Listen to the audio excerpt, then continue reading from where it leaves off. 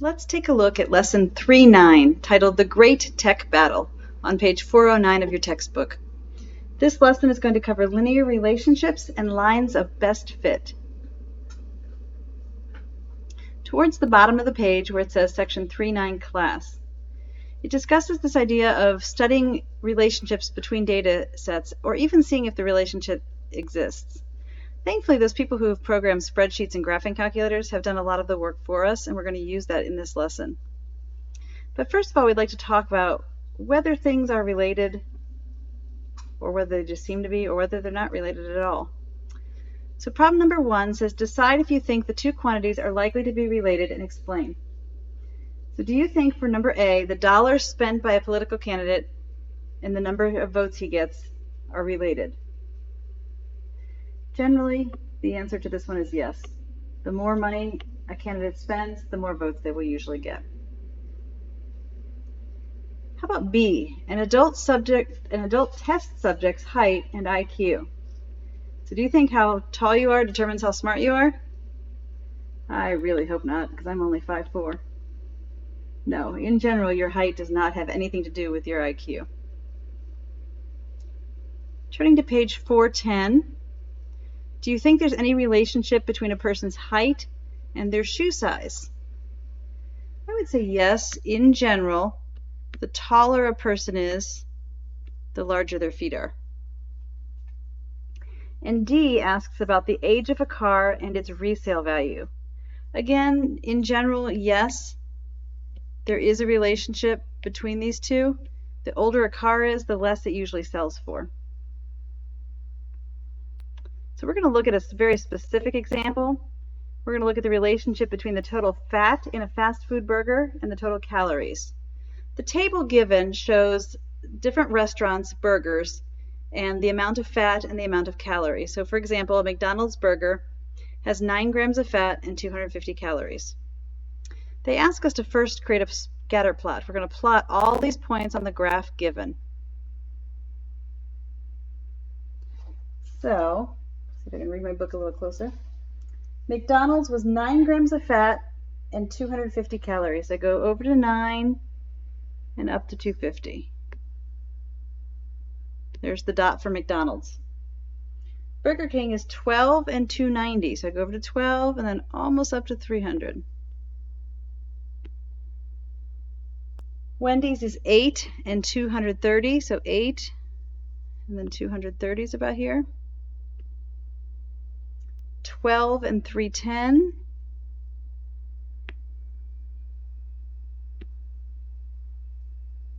Carl's Jr. is 17 and 470. That's a high one. That's way up here. Sonic is 15 and 310.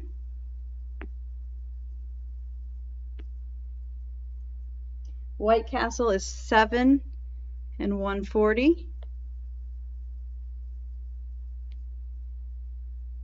Dairy Queen is 14 and 350.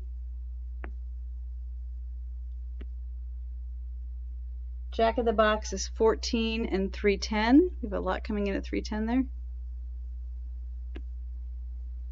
And In-N-Out is 19 and 390.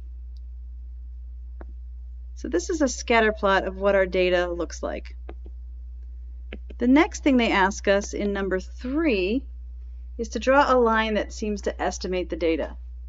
So it's not going to connect all the points. It may not connect any of the points, but it's going to kind of roughly go through the middle of the points. I am terrible at drawing straight lines. My slightly curved line goes through, roughly splits the data.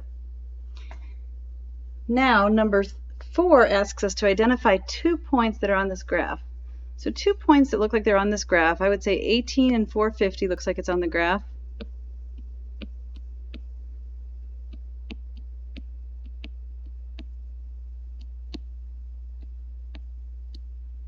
And let's see if we can find another one that looks like it's roughly on the graph. I think this point right here looks like it's on the graph, and that was 12 and 3, yeah, let's see, that one was 12 and 290.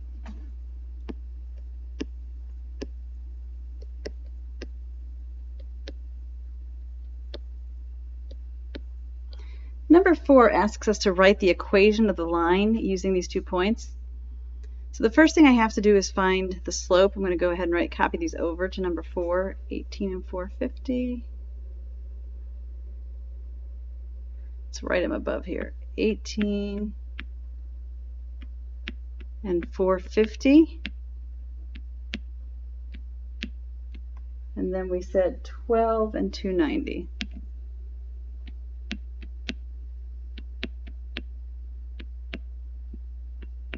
To be able to write the equation that we've learned how to do in this chapter, we first need to find the slope. Recall that to find the slope, we're going to subtract the y value. So 450 minus 290.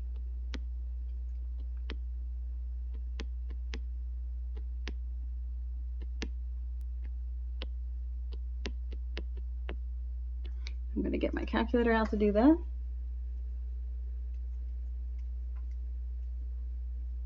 So 450 minus 290 is 160 on top. Then we subtract the x values in the same order that we subtracted the y values. So the 18 will come first. 18 minus 12, which gives me 6. And then when I divide them out, let's take 160 divided by 6 in my calculator. I get about 26.7. That's my slope. Now we recall that the point slope equation for a line looks like y minus y sub 0 equals the slope m times x minus x sub 0. I'm going to replace m with what it was equal to. So m is going to be replaced by 26.7.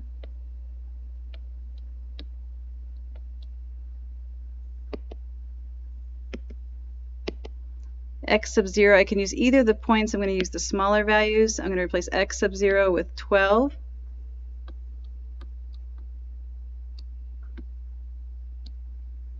And I'm going to replace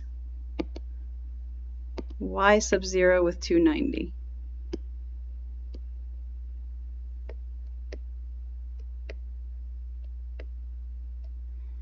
Bring back the rest of the equation that I haven't filled in. So I have y minus 290 equals 26.7 times x minus 12. That's the point slope form for this equation. We are now going to solve that for y. So the first thing I'm going to do is distribute the 26.7 through. I get y minus 290 equals 26.7x minus, I have to do 12 times 26.7, 320.4.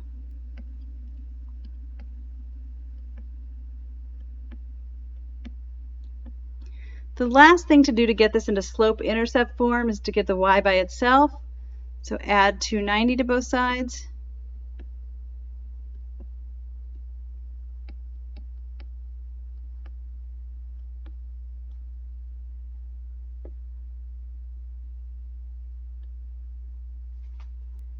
And I'm going to have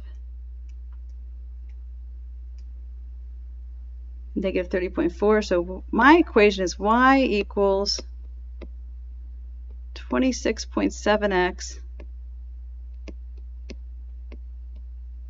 minus 30.4.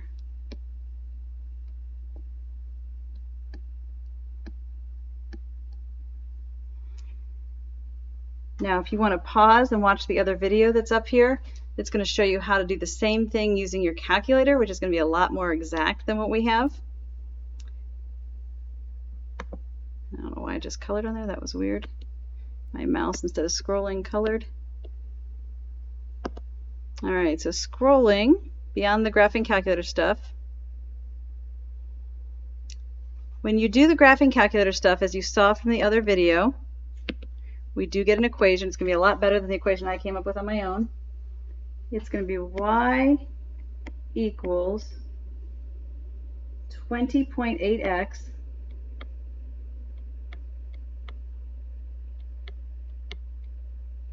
plus 41.4. This is all from the last video on the calculator. It gave you all those numbers. Now we're going to use both these equations to look at Whataburgers. I'm going to use the one that the graphing calculator gave me, replacing x with 25, because that's how many grams of fat there are in here.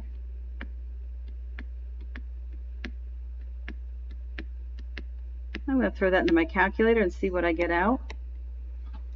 So I'm going to put in 20.8 times 25 plus 41.4. That estimate is about 561.4 calories.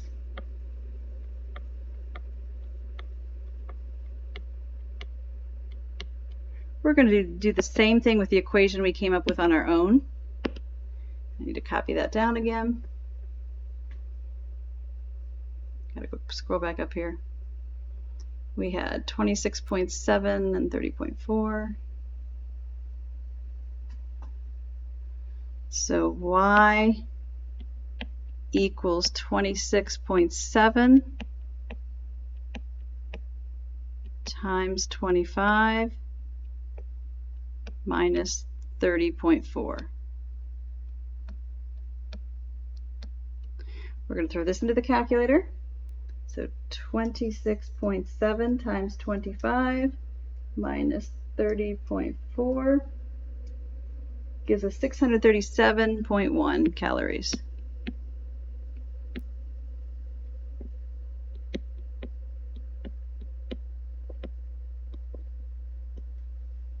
Which one's closer? The 561.4 is a little closer. So the graphing calculator's going to do a better job than what we can do on our own. Number 7 asks us to go back to the equation from the graphing calculator. So that was the y equals 20.8, but in place of x this time, we're going to put 14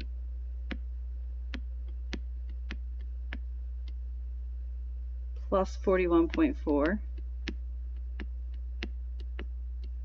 If I put that into my calculator, it's going to tell me that a classic roast beef sandwich has 332.6 calories.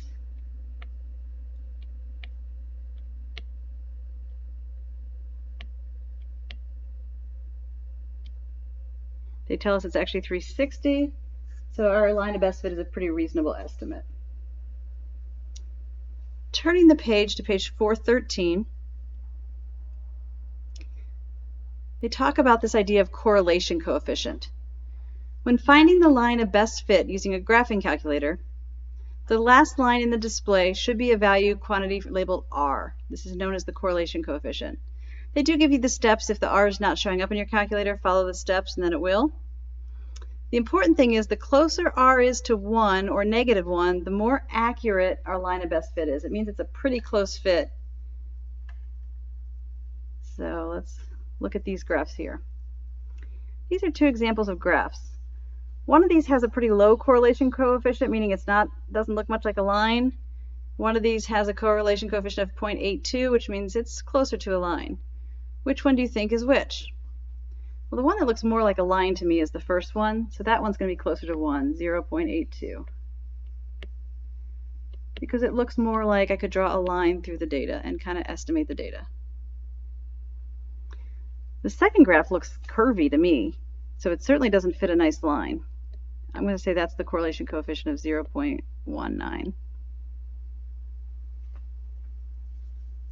Number 9 says one of these graphs talks about homework and grade in the class, and one of these graphs talks about last name and grade in the class. Well, which one should be more related? Your homework score should be much more tied in to your grade in the class. Your last name really shouldn't have any impact. I hope not. If I'm an S, what kind of grade does that give me?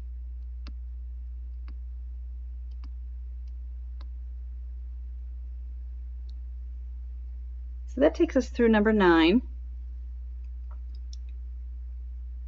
Number 10 does ask, what was the R we found back when we did the calculator video? Rounded to the nearest to 2 decimal places, the R is 0.90, which means it's a pretty good fit. Our line that we found fit pretty well. All right, moving to page 414. They do tell me how to do this with a spreadsheet if you're interested in looking through that. Number 11 asks a question that goes back to everything we've been doing. Based on all of the work done in this activity, how strong do you think the relationship is between the number of grams of fat in a fast food hamburger and the number of calories? We're going to say this is pretty strong.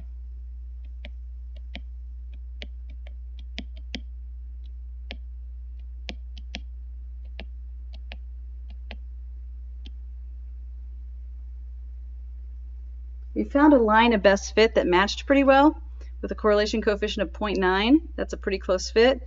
And it appears that as the grams of fat go up, the calories go up as well.